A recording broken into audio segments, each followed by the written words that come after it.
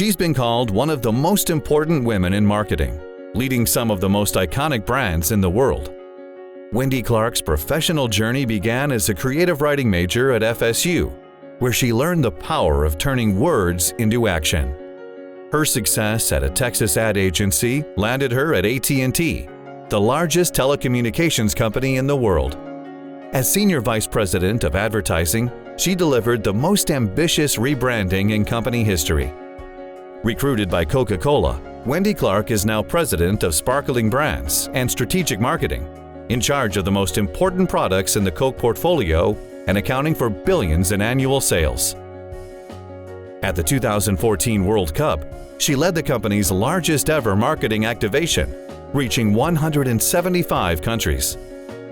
Clark has become one of the most important thought leaders in advertising, raising the bar for how companies engage consumers through mobile, social, and digital media. 2 years ago, Coke became the first company to record 50 million likes on Facebook, a feat that won Creative Marketer of the Year. In both 2009 and 2010, Fortune magazine named her to its list of 40 under 40, while the American Advertising Federation inducted her into its Hall of Achievement. Just this week, it was announced that Clark will take over as president of one of the most renowned creative agencies in the world, DDB, an affiliate of the billion-dollar Omnicom enterprise. From seminal wordsmith to global marketing icon, Wendy Ludlow Clark is writing a bestseller on making it in the world of corporate America. Today, that book has a new chapter titled Florida State University Grad Made Good.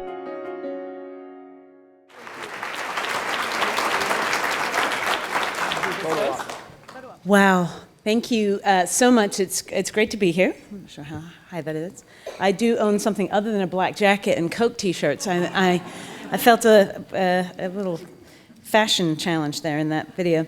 My first comments I'd like to make are an apology to my fellow Grads Made Good inductees, Dr. Burton, Dr. Hero, and Dr. Shepard, that somehow a marketer snuck into their midst. When they called me, I said, are you sure they're going to be okay that I'm in here? But I do actually stand here to answer the age-old question of, what are you going to do with an English major? So for all those English majors out here, I stand here.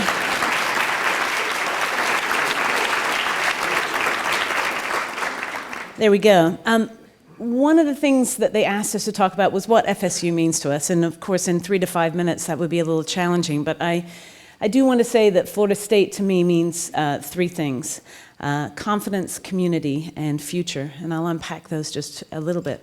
Confidence, I arrived here on a scale of 1 to extrovert right now, you might put me over the edge of extrovert. But when I arrived here, I was raised by a single mother. We moved continents when I was 11, and from 5th grade to 9th grade, I attended 5 different schools.